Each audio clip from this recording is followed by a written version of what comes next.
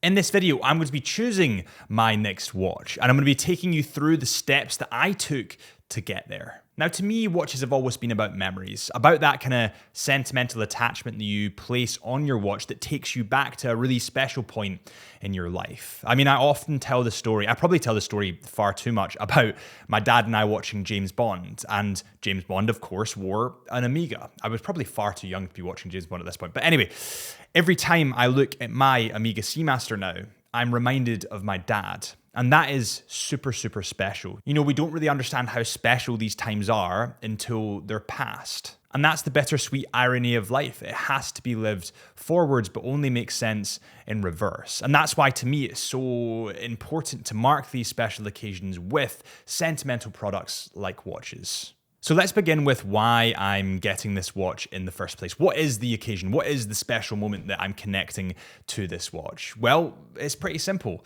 100,000 subscribers. Because of you guys, and thank you guys so much for this, we are well on our way to 100,000 subscribers. It's taken 2.5, 3 years to get there. And that's a huge point in my life. That's a huge milestone for me. And it's a point that we can all celebrate together. And I thought, why not get a watch? But more specifically, I want this watch engraved. I want something to represent the channel on the back of this watch so I can remember this moment in time. As well as that, we've actually released our brand new Summit collection, which is designed by myself and is launched with Chisholm Hunter. And I'll talk about that a bit later, but it's super exciting and it's taken, again, 2.5 years. So that is the special occasion. And the first watch that kind of floated across my radar, I have to say, was this. The Amiga Aquaterara, or Blackwatera, I think people nicknamed it, 38mm. A watch that perfectly kind of encapsulates the fact that boring is better. There is nothing wrong with this watch. There's no flaws that you can find in this watch. It is totally understated. And also, it leans that little bit more into the dressy category. And I think I do have a lot of sports watches, and potentially I want something that little bit more dressy. Let's cover the specs really quickly so you know, and then I'll talk about why I inevitably chose not to get this watch. It comes in at 38mm in diameter, wears pretty perfectly on my 6.5-inch wrists, comes in at 12.3mm in thickness, 45.1mm lug to lug. It's got the Amiga caliber 8800, which is totally self-winding and has 55 hours of power. This full package comes in for £6,200. But there was a couple of flaws that I spotted on this watch. One of which is I can't get it engraved because it has an open case back. Typically, I like open case backs, but for this specific model, it's not what I'm looking for. And I think that is one of the big deterrents that took me away from this watch. And it's weird because typically that would be a positive thing, right? I would complain if a watch didn't have an open case back, but for this specific model, I didn't want one. Then I drifted onto something new, something fun, and something very different for my watch collection. Now, typically, I've never been a fan of leather straps. I've voiced my opinions on leather straps a lot recently. They just never seem to sit right on the wrists. But in this specific watch, for some reason, it doesn't work without a leather strap. I can't wrap my head around it. I can't wrap my head around why it sits better, but it just does. This is the Brightling B31 Top Time, or Top Time B31. It has a beautiful white dial, a baby blue flange. It also has a brown leather strap. It comes in at 38mm in diameter, has a lug width of 20.05mm, is water resistant to 10 bar, and it definitely has a more dressy approach. But what I loved about this watch specifically was the movement aspect. And I know it has an open case back, but I was willing to get over the fact that it had an open case back because of the movement that they've actually used in it. That's typical watch nerdy chat, but I thought it was awesome. So the movement in this watch is the Brightling caliber B31. It's totally self-winding mechanical movement, and it has 78 hours of power. It also beats at 28,800 VPH. I think the reason I was so attracted to this watch in the first place is because it was so different, because it was retro, because it was something totally new and fun in my collection. But I do have a very specific personality, and I think that people should understand their personality and gravitate towards it instead of trying to change themselves.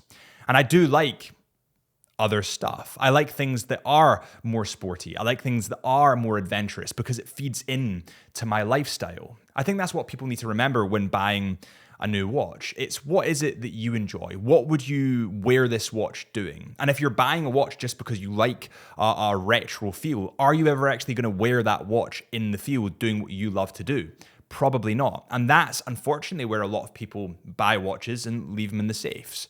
And I don't want to do that with this watch. I want to actually wear it. So, although I love this watch, although I love the retro feel, I swiftly moved on. I just think this Breitling watch would go so well because of the retro vibes when paired with our new Gent's Jewellery Summit collection. This is a collection that I designed 2.5 years ago, and it's taken 2.5 years to come to fruition, to hit the website, to hit the store. I did this in collaboration with Chisholm Hunter, and the support and feedback and sales have been wild. So thank you guys so much for that. I do think this is just the perfect pairing with a luxury watch. And I've always been a fan of Gent's Jewellery, even down to the thumb ring that I used to wear that I used to get so much rubbish in the comments for. But I'm just a huge Gent's Jewellery fan, and I always have been. I like the aesthetic it gives. I like the way that it looks in black and white. So if you guys want to see the new Summit collection, I'm going to link it in the description below. And yeah, let me know what you think. And it's interesting, I actually had my Tudor Black Bay ETA on at Watches and Wonders, and I kind of fell back in love with it over the Watches and Wonders period. I love the fact it's more vintage now. I love the fact that it has the smiley logo. They call it the smiley because it has that little smile at the bottom, and it also has an ETA movement, which is not something that Tudor do anymore. So it's a very different watch to what you get now.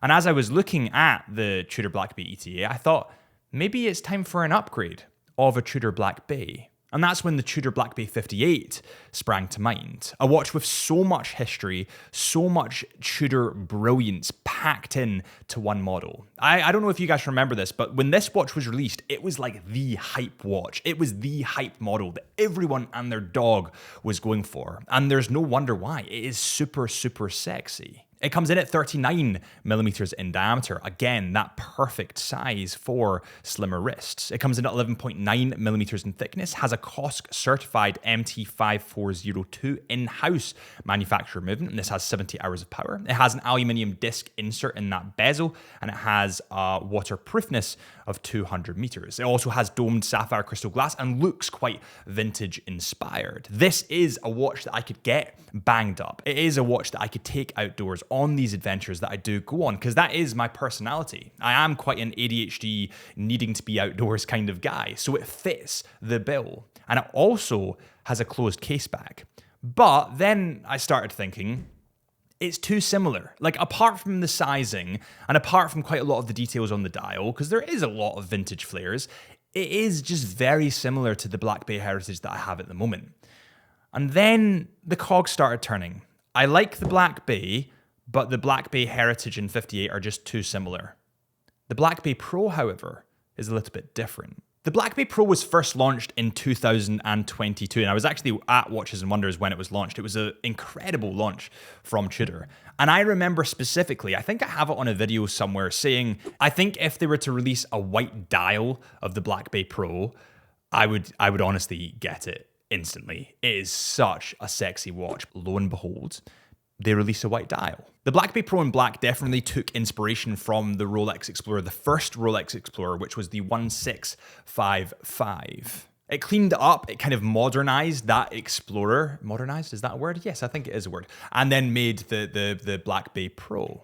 Now the Black Bay Pro, that sounded really weird. The Black Bay Pro, the Black Bay Pro, it's like a tongue twister. Now the black dial Black Bay Pro is a lot more vintage, I would say. It has a lot more flares from the vintage models that they're pulling inspiration from. I mean, it has beige hour markers and minute tracks. It has a beige hand that kind of plays nicely with that black dial. It's not hard to read in any way, but I just think the white dial is so much cleaner. There are a good few differences on these watches. I mean, the minute track's obviously in beige, like I covered before. The hands are in beige, whereas in the Black Bay Pro white dial, they're in white. But one difference in particular that I absolutely love is the fact that on the Black Bay Pro Black, they've not added any cupping to the lume. So the lume almost looks like a 3D block, a kind of tanned beige 3D block. Whereas in the Black Bay Pro in white, you have that cupping to the lume in black, making it bold and kind of pop out that little bit more. And also the lume color, the fill to that kind of cupping is white, or is as close to white as you can get with the lume. Another reason I kind of prefer the white dial is that on the Black Bay Pro Black, the date wheel, you have like a kind of like a beigey date wheel that has the black text on it. And that's to fit in with the theme of the dial, the vintage kind of faded theme. And that's fine, but it's not really for me. I prefer something clean cut, something that's black or white, not in between. So the white dial was getting that little bit more attractive. This watch comes in at 39 millimeters in diameter, but I would say it wears that little bit bigger purely due to the fact that it is quite thick. It comes in at 14.6 millimeters. With that said, you do need to remember when it comes to the thickness, you do have a domed sapphire crystal glass. And on top of that domed sapphire crystal glass, or just below it, but on top of it in kind of verbally speak, you guys know what I mean. You also have a slanted stainless steel bezel. Now, the stainless steel bezel is what we get onto next. One of my favorite bits of this watch. It's a dying breed in the industry. Everything is getting quickly replaced by ceramic bezels, whereas I quite like the OG stainless steel bezels. I know that they can get easily marked. I know that they can get easily scratched, but that adds to the personality, in my opinion, of the watch. Ceramic bezels are just that little bit too clean, that little bit too perfect.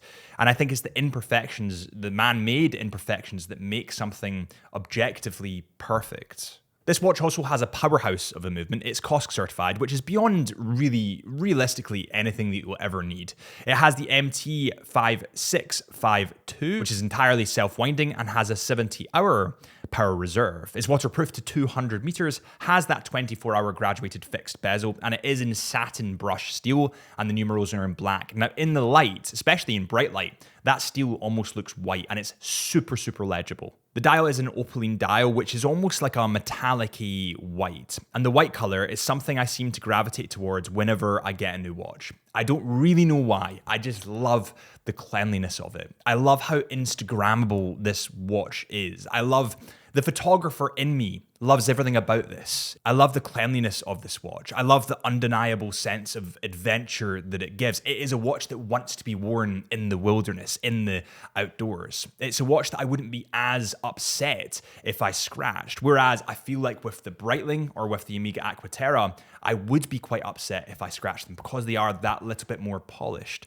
This watch just speaks to me. It speaks to my personality. I am that little bit weird. I do like the outdoors. I kind of sleep in my car, camp on mountains. That's me. And this watch perfectly represents that side of me. It perfectly represents the adventure side of me. And personally, I just feel like I'm at the age now, and I feel like a lot of people go through this as they get older, where you can just be unapologetically yourself and not care what other people think. And this watch is me. And although it is quite similar to other watches, you could say, I just absolutely love it. So this is the Tudor Black Bay Pro, and it is going to be my next watch. And I'll get the engraving on the back, the CH logo on the back to represent the channel and 100K and the achievement of that. And I just want to say a true heartfelt thank you for everyone that stuck around for the journey. You guys are awesome, and it means so, so much. Thank you guys so much for watching. If you have enjoyed and you want to help me get to that watch, make sure you hit that subscribe button or follow our Instagram at Chisholm Hunter Watches or my Instagram at HP Lifelens or our podcast, the Into the Mind podcast. And I'll see you guys real soon.